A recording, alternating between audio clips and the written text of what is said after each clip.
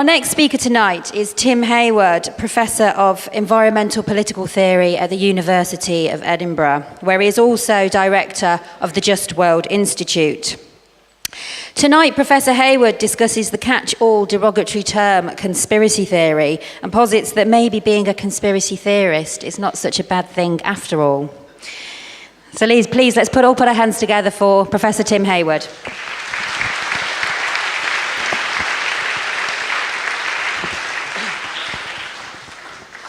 Good evening. Just wait for this to load.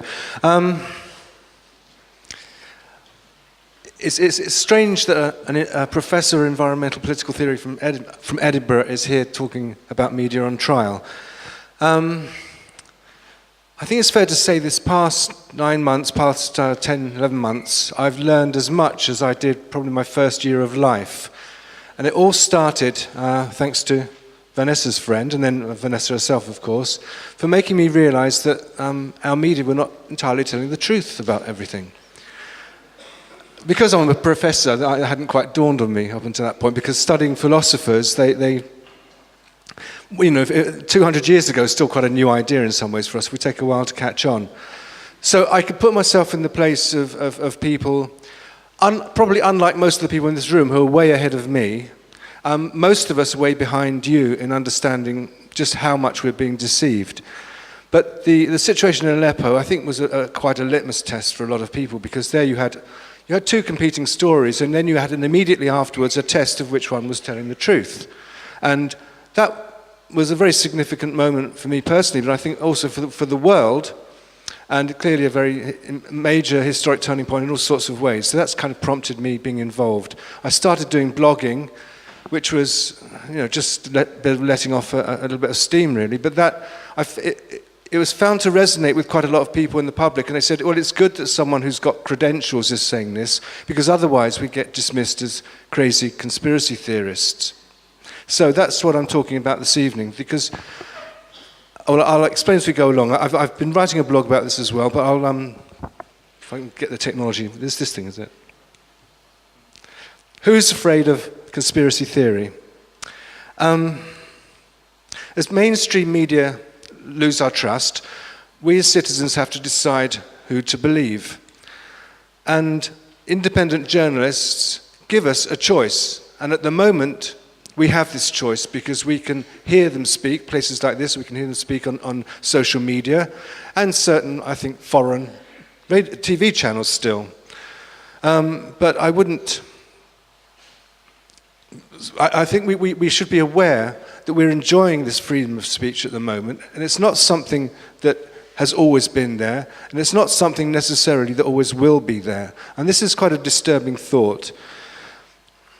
The journalists on the platform, this part and the second part, are all often called conspiracy theorists. That's something that we know if we just see what's said in the media. But what about the academics? And we have an ambassador, a former ambassador as well. I just want to show you that everyone is liable to be called a conspiracy theorist. I'm feeling... Sorry, we'll give some examples. There's Times journalist on Peter Ford. He is accusing him of endorsing a conspiracy theory. Then we have a Times journalist on Piers Robinson, who refers to him as an academic in journalism, who turns out to be a 9/11 conspiracy theorist. He also touts obscure pro-Assad blogger. And there's a Guardian journalist on me. Well, a Twitter follower of his is advising him, because I had a little bit of debate with George Monbiot, someone I respect greatly, and that's why I wanted to have a debate with him. But this Twitter follower of his advised him, because he kind of disagreed with me, that I write for the conspiracy blog 21st Century Wire, which is represented here this evening, which also denied climate change, and I consort with Vanessa Beeley. My wife might be seeing this. We share a platform sometimes. But George Monbiot said this explains a lot. Now, this is just a casual tweet. It's not like a major treatise he's offering here, but it's just typical of the throwaway comments that people make. And ordinary people who might say something can get very easily dismissed and discouraged and disheartened when this kind of throwaway comment's made. I'm not saying that I do, but I can understand it can have an effect. I asked George what it explained, then you become slightly weary because they've heard it all before. It's depressingly familiar to anyone involved in climate wars. People dismissing a weight of evidence that they're not even aware of. And I think that's a puzzling kind of attitude because I put it to him in a tweet back.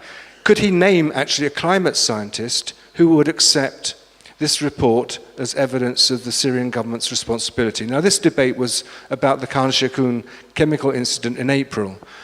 And I'd make the point that where there'd been a rush to judgment on the part of all the governments very quickly that Assad was to blame, I said, well, that we don't actually have evidence really to establish that. And I think if you're taking a more systematic and more, academic approach, you would be reserving judgment. You'd be waiting to see where the evidence was leaving you.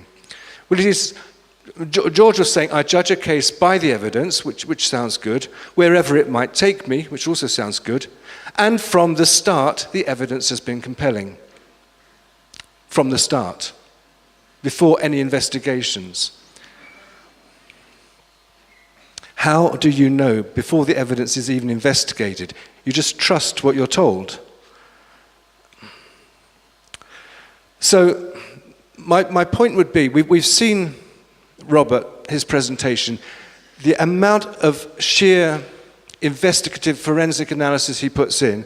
Robert isn't the only person doing this kind of work. He's made a particular focus on the saving Syria's children, but people are doing very serious kinds of investigation, including into the chemical attacks.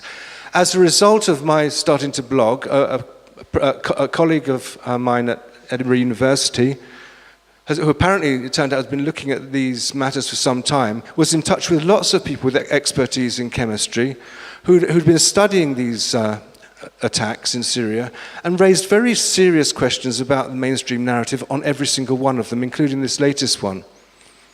So, serious conspiracies require serious conspiracy theory. But the conspiracy deniers, they like to trivialize it. What you've got here is a picture which came from Bellingcat's debunking of anyone that raised any questions about that particular attack. And this article is saying what you have to believe in order for it to have been a false flag operation. And you see the picture there, it's various kinds of tinfoil hat to show all the kinds of weirdos and wackies that would believe these things. Well, actually, it's not for him to say what we need to believe, because it's for people to arrive at their own hypotheses. And this is something that Paul McKeague, my colleague that I spoke of, helped me see. And he wrote some guest blogs on my blog, and he's using methods that were thought up by Bayes, adapted by Alan Turing. You may remember Alan Turing actually was good enough at figuring out probabilities to crack the Enigma code and turn the course of World War II. So he's using methods with some degree of robustness to look at the hypotheses. So you have a choice as a citizen to follow the authorized narrative and just accept it and be compelled from the start, or to have a look at what people who take a more critical method have to say.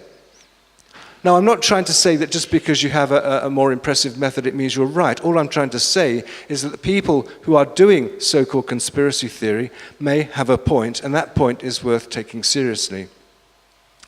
And the thing about conspiracy is, if it was easily discovered, it wouldn't be a very good conspiracy, would it? So they have to be a little bit difficult. They have to seem improbable. That's the whole point of it.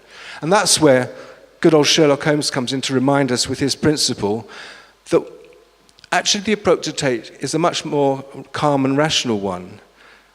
Once you've eliminated the impossible, then whatever remains, however improbable, it must be the truth.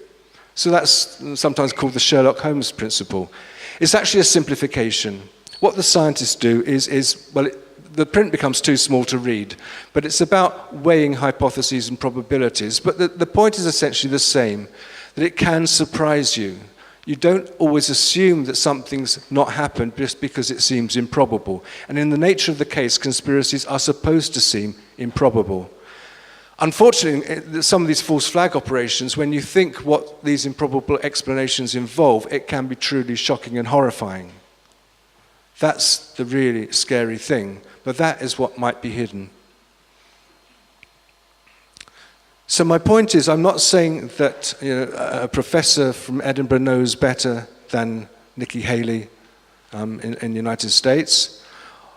What I'm saying is that we do not know for sure either way until it has been properly investigated. The question's an open one. A right to question is protected as freedom of expression. And working as an academic, I feel particularly jealous in guarding freedom of expression. As a citizen, I think it's really important that we have freedom of expression. So, should governments try to disrupt our efforts? Should the media be complicit in such an attempt?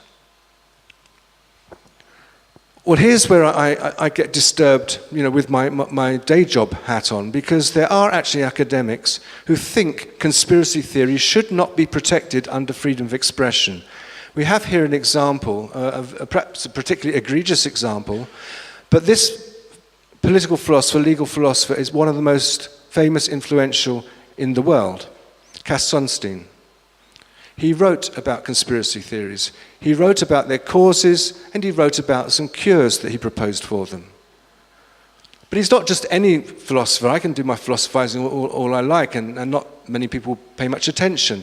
Look whose ear he had. Look at two people's ears he has. In his writings on this subject, he asks the question, how can government dispel conspiracy theories?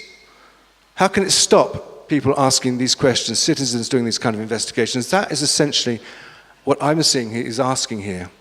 And he has answers to this by enlisting independent groups to supply rebuttals, for example, which independent, if they're good, that sounds good, but look actually what happens in practice.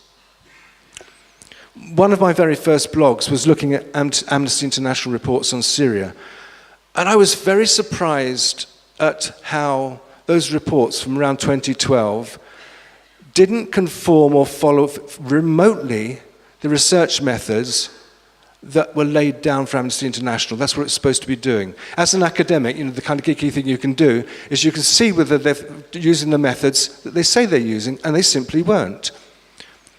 And it was pointed out to me, well, that same year, Amnesty International USA, which was producing these reports, was being headed by this person, Suzanne Nossel. I think you can see on the board her pedigree. I think you can see how she is part of Sunstein's answer to the problem of what you do about people who don't follow the main line. You get in there and you supply it. And another strategy, which anybody who follows Twitter and perhaps Facebook to some extent as well, may have some knowledge of. I dare say people in this room have come across it. Cognitive infiltration, it's called, of groups that produce conspiracy theories. So if people start getting a little bit too close to the truth with their inquiries, you get people, trolls, astroturfers, all these other kinds of new species that we have, they come along and muddy the waters. Now, I'm not going to go into doing the typology or an ethnography of all these kinds of individuals. What I want to do is just make a simple point as a political philosopher. If we live in a democracy, if we live somewhere where freedom of expression is actually valued, then we have a state, we have a tradition, a set of beliefs which are very straightforward and clear.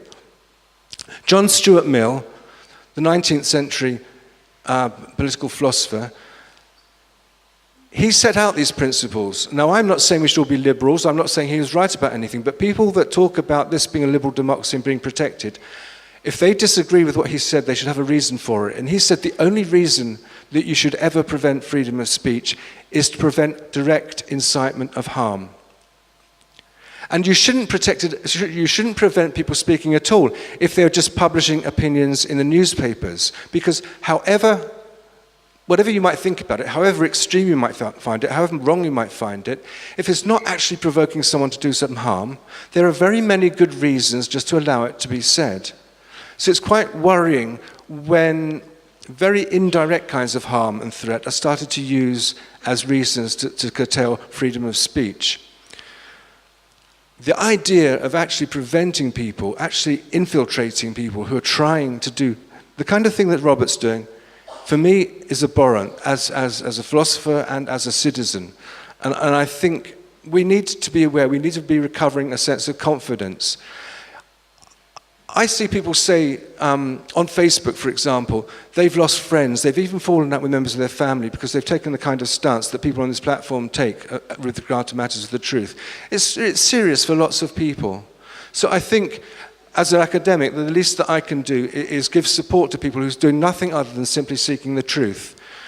And because originally scheduled to follow me at this point was John Pilger, I thought it appropriate to have his photo here, but it's certainly in any case appropriate to echo the sentiment. Always look for the truth from the ground up, rarely from the top down. Journalists are never real journalists if they are the agents of power, no matter how they disguise that role. Real journalists are agents of the people.